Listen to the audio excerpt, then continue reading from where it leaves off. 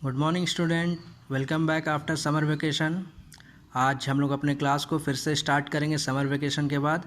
और जो आज सबसे पहला टॉपिक जो हम लोग जो चैप्टर डील करेंगे वो होगा land, soil and water resources, जो कि चैप्टर 2 है क्लास 8 एसएसटी का। ठीक है, आज हम लोग क्लास 8 एसएसटी को आगे कंटिन्यू करेंगे। क्लियर है? तो सबसे पहले हम लोग स्टार्ट करते हैं चैप्टर 2 के बारे में पढ़ना। और इसमें जो सबसे पहले जो चैप्टर नेम है उसी को समझते हैं। Land, soil and water resources, ज़मीन, मिट्टी और पानी एज अ रिसोर्स, संसाधन। किस तरीके से ज़मीन संसाधन के तौर पे इस्तेमाल होता है, पानी या फिर मिट्टी जो है वो संसाधन के तौर पे, रिसोर्सेज के तौर पे इस्तेमाल होता है। ठीक है, सबसे पहले इसका इंट्रोडक्शन पार्ट देखते हैं। सबसे important, land is the most important of all natural resources. सबसे इंपॉर्टेंट नेचुरल रिसोर्सेज कौन सा है? लैंड है। ठीक है, ये जो है लगभग हर काम या फिर हर चीज़, मैक्सिमम चीज़ जो है वो कहाँ पाया जाता है? लैंड पे पाया जाता है। चाहे वो मिनरल्स हो जो ज़मीन के अंदर पाया जाता है, फॉरेस्ट हो जो जंगल जो ज़मीन के ऊपर रहता है, या इंसान जो ज़मीन के ऊपर रहता है।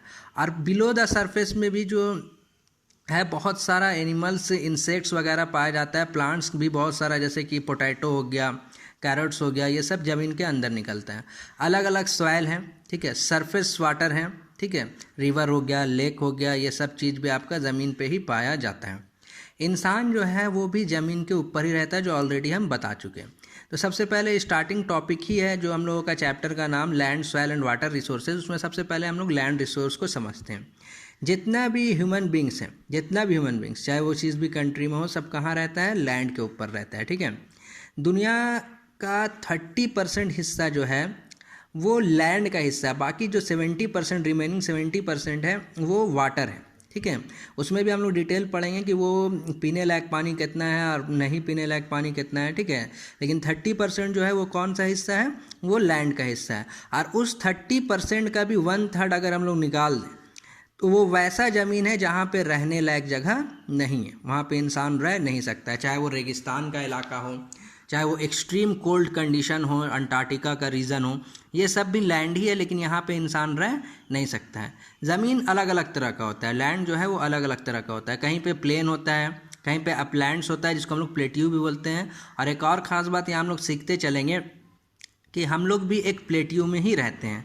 हिल्स हैं, माउंटेन्स है, अलग अलग लोकेशन पे हम लोग अलग अलग चीज़ देखते हैं लैंड पे। ऐसा नहीं कि सब जगह बराबर है, कहीं उठा हुआ है, कहीं पहाड़ है, अलग अलग जगह पे अलग अलग चीज़ है। ठीक है, कोई कोई एरिया जो है वो बहुत ज़्यादा पॉपुलेटेड है, कोई कोई एरिया कम पॉपुलेटेड है। ठीक है, भीड़ भाड़ कम है, कहीं पे एक्सट्रीमली कोल्ड कंडीशन है और कहीं पे हॉट क्लाइमेट है। जिस तरीके से अभी हम बताएं अंटार्कटिका रीजन, ऊपर हम लोग पोलर रीजन में जाएंगे तो बहुत ठंड है, और वही हम लोग इक्वेटर के पास आ जाए, डेजर्ट का रीजन में जाए तो हम लोग देखेंगे क्या वहाँ पे बहुत ज़्यादा गर्मी है। और ये सब इलाका में, ये सब एरिया में पॉपुलेशन क्या होता है? कम होता है। सॉइल का फर्टिलिटी भी अलग अलग जगह पे वैरी करता है। कहीं पे सॉइल ज़्यादा फर्टाइल होता है, अच्छा प्रोडक्शन होता है, और कहीं पे सॉइल कम फर्टाइल होता है। अगर आर्टिक एरियाज़ में देखा जाए, डेजर्ट में देखा जाए, हाई माउंटेन्स में देखा जाए तो यहाँ पे सॉइल क्या होता है? कम फर्टाइल होता है। ठीक है, यानी कि एकदम लगभग अनफेवरेबल रहता है फार्मिंग के लिए। फार्मिंग के लिए ऐसा नहीं कि पेड़ पौधा नहीं उगता, कुछ कुछ पेड़ उगता है, जैसे कैक्टस का पेड़ उगता है यहाँ पे आपका डेजर्ट में, और बहुत सारा एक्समस ट्री वगैरह उगता है आपका कोल्ड रीजन में, लेकिन फार्मिंग के लिए वो लगभग इम्पॉसिबल है। सबसे अच्छा जो फार्मिंग के लिए जो लैंड होता है वो आपका प्लेन्स होता है। क्या होता है? प्लेन्स लैंड, यानी कि जो समतल ज़मीन होता है वो सबसे अच्छा फार्मिंग के लिए होता है। इंसान भी सबसे ज़्यादा कहाँ पे रहते हैं? प्लेन लैंड में ही रहते हैं, क्योंकि वहाँ पे मॉडरेट क्लाइमेट रहता है, यानी क्लाइमेट अच्छा रहता है, ना ज़्यादा गर्मी, ना ज़्यादा ठंडा, ना ज़्यादा बरसात, इस तरीके से अच्छा क्लाइमेट रहता है और वो सूटेबल रहता है फार्मिंग के लिए। ठीक है, और लगभग हर फीचर्स पाया जाता है। दुनिया का ज़्यादातर हिस्सा जो है वो प्लेन लैंड पे रहता है। थोड़ा सा रिवाइंड कर लेते हैं इसको कि टोटल जो है वो 30% है पूरा अर्थ का लैंड, और उस 30% में 1/3 जो है वो यूजलेस है, यानी कि वो लैंड में इंसान रह नहीं सकता है।